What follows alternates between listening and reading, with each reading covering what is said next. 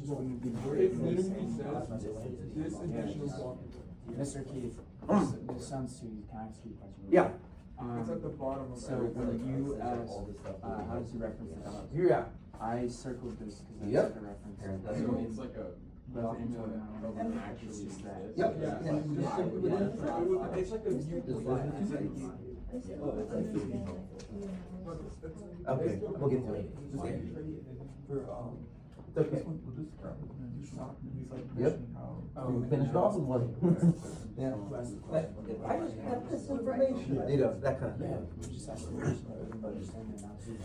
It's like when he said. All right, guys. So we're ready. Actually, I kind of hate to stop you because you guys are really tearing this thing apart, like dissecting it. but I'm just looking at the clock. I want to make sure that we have enough time. So go ahead, move the seats back. If I were you, you might want a handful of I don't know, colored pencils or highlighters. That way you can highlight these different things I'm about to point out to you. And that's why I had you do this in pencil at first. That way if you're wrong about the thesis or whatever, at least you could erase it, you know? All right, so we're ready. So yeah, a couple colored pencils or highlighters will probably be helpful to you, okay? All right, so as we already said, so good job with that, by the way. I walked around and you guys are doing a really good job with it. I know if you had Mr. Sova last year, you've done some DBQs, I bet. If you've done if you had 9th grade World History 1 here, you've done 3 PBAs last year. And the PBAs are a lot like this because actually when I had my students write their PBAs, I mandated that they actually reference the sources, which is like a DBQ, same thing really, So let's take a quick look at the 2015, this is the real deal, by the way. This is the real DBQ that was given to students in 2015. I like to use this one. I think it's good for students to learn because not only did the student get a perfect score, it's something you guys can kind of relate to. None of us were alive with the Spanish flu in 1918, but it sounds probably a lot like what we all lived through a few years ago. I bet you could find some similarities with COVID, and that kind of thing. So that's another reason I like to use this one. But yeah, it is a perfectly written DBQ. All right, so we have the 9 documents. We know what the prompt is. The prompt was using the documents, 9 documents, analyze, the keywords there are responses to the influenza, right? Spanish flu. Why do we call it Spanish flu? Did it originate in Spain? No. It became a worldwide phenomenon. It was announced to the world through the newspapers. In what country? In Spain. That's the only reason we call it the Spanish flu of 1918 at the end of World War I, okay? So anyway, we got 9 documents. Again, your documents could be pie charts, political cartoons, works of art, graphs, all kinds of things. They didn't provide any of that back in 2015. So some sources are lengthier than others. 9 documents in 2015. You guys are going to get 7 documents, okay? And 1 hour to put it all together. So by the way, if you struggle even after I go over it, the additional document, you still don't get it, then these 2 pages are for you. Okay, this should help you with the additional document. So I provided these 2 pages. They are not from the College Board from 2015. Okay. All right, so let's tear it apart, shall we? We're ready? You got your highlighters ready or colored pencils? Let's see how well you did with it. Okay, let's see how well you did with answering the 5 questions. Where's the thesis? How did the student group the documents? Hint, there were 3 groupings. How did the student provide some analysis? Because you cannot simply summarize the documents. Boring, you have to provide a little in-depth analysis. Credible source, reliable, unreliable source, biased, right? So that's what we're doing when we analyze the documents. Does the source have an axe to grind? Is there a point of view? What is the targeted audience of this thing, right? These are usually primary sources, right? Your sources are usually primary sources. Where's the additional document? What is it? It's a suggestion, right? It's a proposal, but you have to provide how it would help, right? How would it be helpful if we just had this missing voice, right? You have to provide that, or, like they say, no soup for you, right? And then the two other things I wanted you to find were, how do you reference the documents? When you're writing your essay, how do you reference them? So when you guys get your 7 documents on May the 8th, you get the 7 documents, it's kind of like, I'm playing cards here, right? I'm playing cards. How am I going to put them in suits? How am I going to group them? I'm going to put I don't know, like, I'm just making this up. Okay, I'm going to put these documents over here and group them because they deal with politics. And this group of documents deals with society. And these groups deal with economics or whatever, right? You try to put them in that order in a suit like that. Can you always group the documents? No. You can't always, but try. As best you can, try to group the documents, okay? All right, so let's get into it. By the way, just like we did with the comparative essay, do you lay out your talking points in the first paragraph, but don't go into detail? Yes, and that's what the student did here again. That's what they want to see. How many of you guys did that with your essay on Napoleon? Napoleon was a hero because bam, bam, bam, bam, first paragraph, and then Napoleonic Code, Louisiana Purchase, and your body paragraphs you explain. But you put the talking points, your main points, in the first paragraph without going into detail. Remember, it's just like we did with the comparative essay, right? So check it out. That's what this student did, and that's what the College Board is looking for. Look at paragraph 1. The talking points are there, and then in the body paragraphs, through the groupings, the student explains, right? In detail. All right, so let's take a look. Follow along. You ready? Got your highlighters and everything ready? All right, so in response to the spread of influenza in the early 20th century. Okay, let's stop right there. What is the student doing? From the beginning. Directly answering what? The prompt.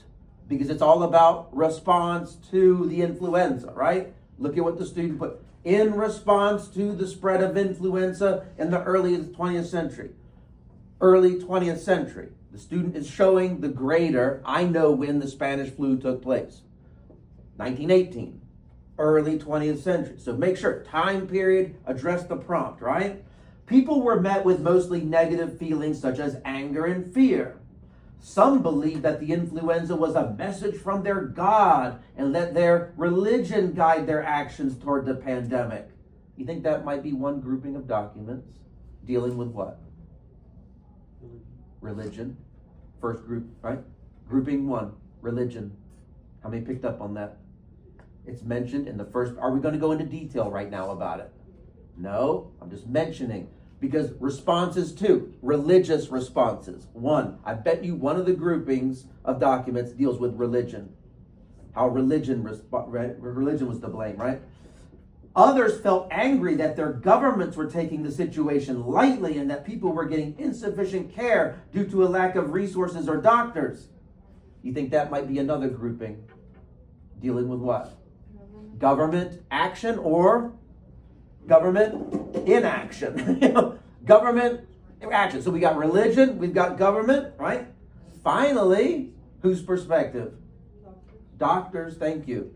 Finally, there were also doctors and volunteers who witnessed the deaths of people firsthand and began to feel an emotional immunity towards the flu. There's your third grouping.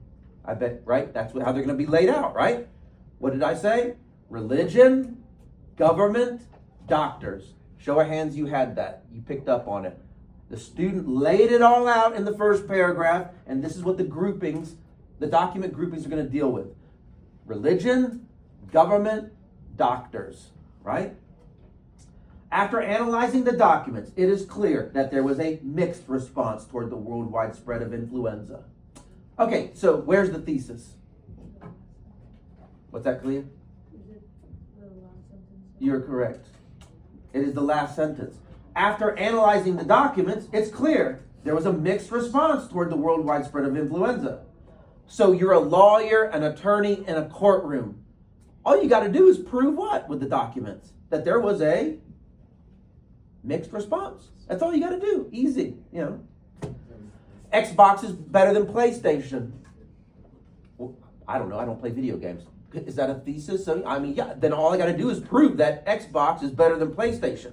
Xbox has better graphics. It has more games to provide. Crocs are better than than Hey Dudes. Why is that? Well, Crocs have arch support and Hey Dudes do not. So you see what I mean? You're a lawyer, an attorney in a courtroom. You got a case to prove. Prove it. How do you prove it? What's your evidence as a lawyer in the courtroom? I'm a lawyer. What am I going to use to prove my case? Well, the DBQ, it's what? Thank you. You use the documents. It's your evidence in the courtroom. Does that make sense? All right, let's go. So what do you guys think documents 4, 5, and 8 have to deal with? Exactly. Religion, right? As mentioned in the first paragraph, right? So as shown in documents 4, 5, and 8, some people believe their religions could explain the cause of the pandemic. Hindu people, there we go, right? Hindu people believe the flu to be a visitation of one of their goddesses and that no treatment should be attempted. Where's that information from? Document 4. Okay, how many picked up on the 2 ways to reference your documents? You can put it in parentheses, like that's my citation, right? Just like the student did there. What's that called? That's called parenthetical citation.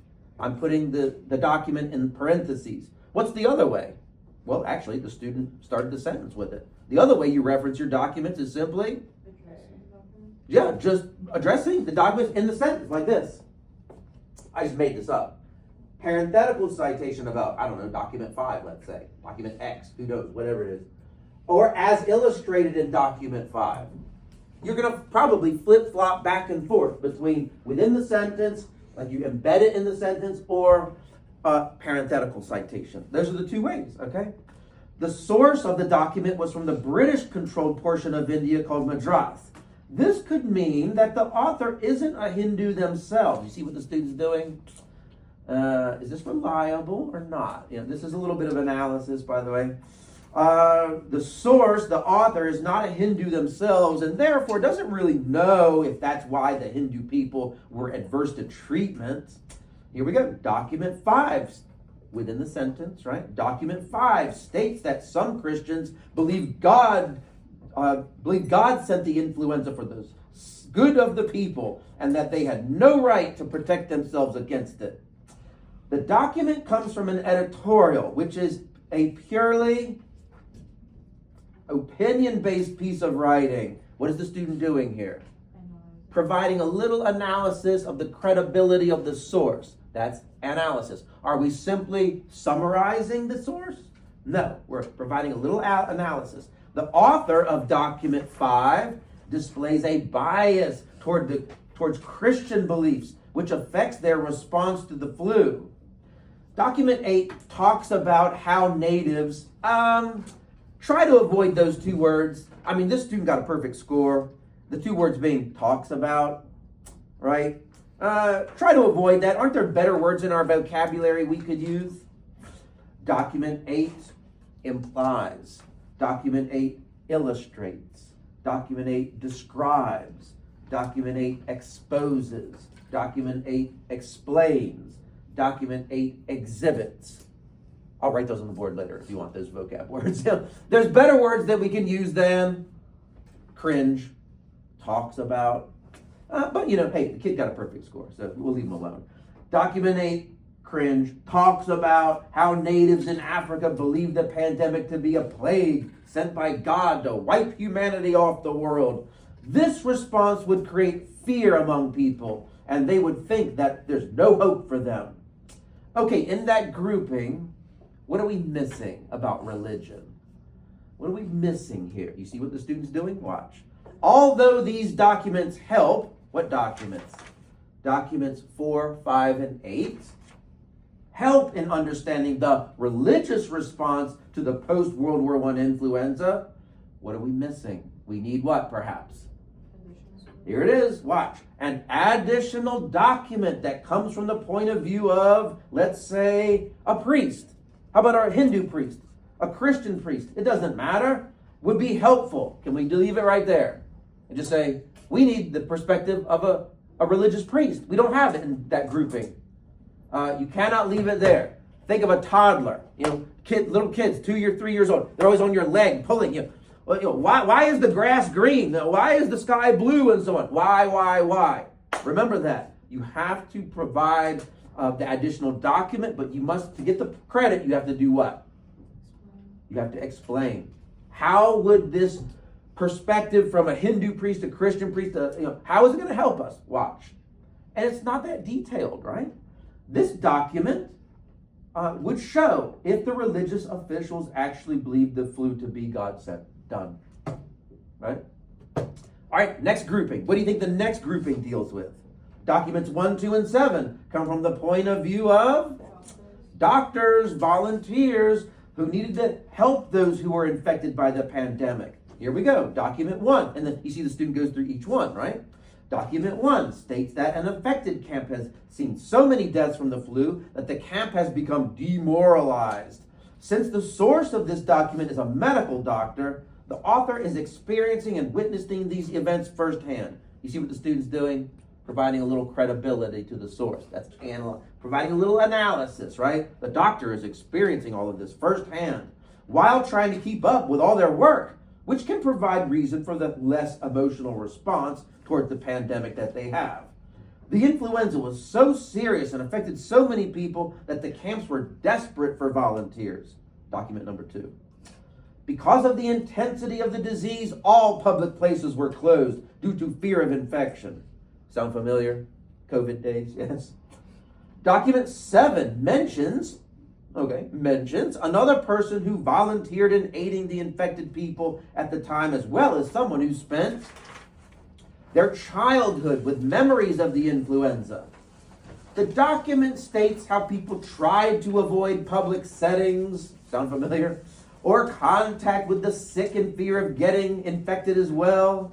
The source of this document is from 2 women who were children at the time. You think kids are a good, reliable source of information? Depending on the age, maybe, Children at the time of the influenza, the outbreak. So, their memories might not be clear, since at the time they might not have had a clear understanding of the situation. I mean, how many 3-year-olds really understood what was going on with COVID and why they have to wear this mask on their face and stuff? You see what I mean? So by the way, documents, what were they? 1, 2, and 7, doctors and so on. Where's the missing voice? It's time for a what? Yes, by the way, grader and reader, I know what the student was thinking when they were writing this. They're thinking, my first additional document is not bad, but what if the grader doesn't like it? Here is a second one. Let me throw it at you, You only have to provide 1 additional document. This student provides 3. Like they were determined to get the point for the additional document, So that's why there's 3 in here. You only need 1. But what if the grader doesn't like the additional document or doesn't live, stand up to the criteria?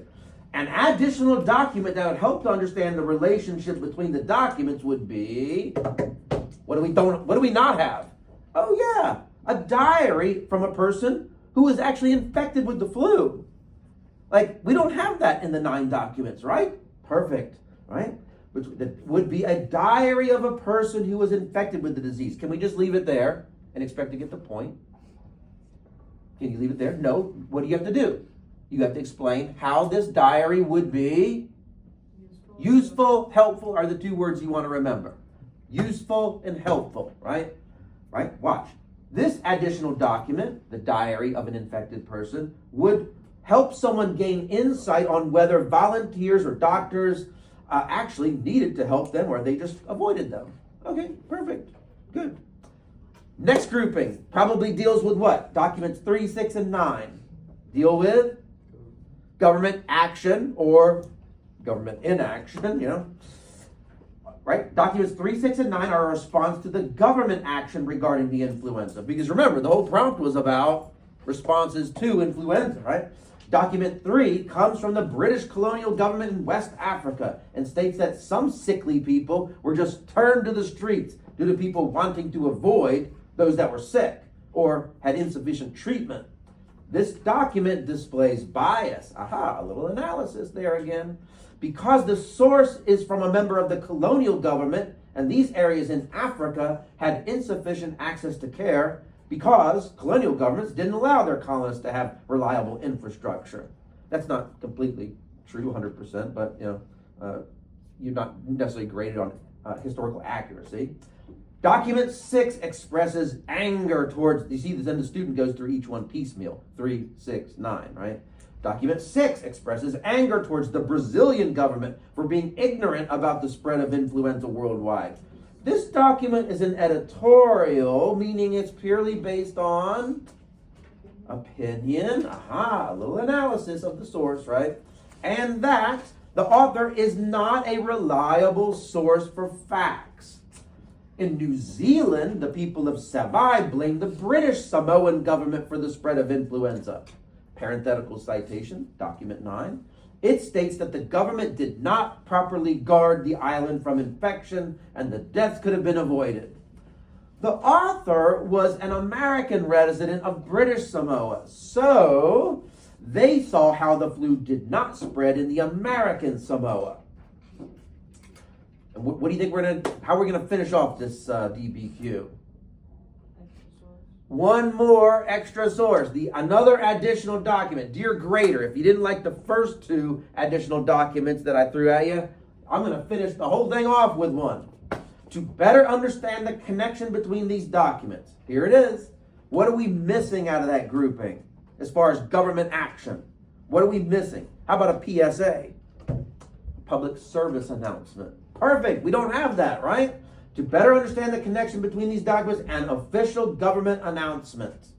Government announcement. Nope, we don't have that. Perfect. Regarding the pandemic would be helpful. Now we have to answer, why would this public service announcement, why would it be helpful? This additional document, the government announcement, would help gain understanding on if the government actually tried to avoid the spread of disease to people, right? Like in COVID, we were required to wear masks and stand 6 feet apart, right? That's what they're talking about, basically. Perfect. We don't have that. That's a missing voice. Correct. Perfect. So you see how the student did that? Thesis, group the documents, provide a little. Do you have to analyze all your sources on May the 8th? You're going to get 7 documents. Do you have to analyze and pick every one of them apart? No.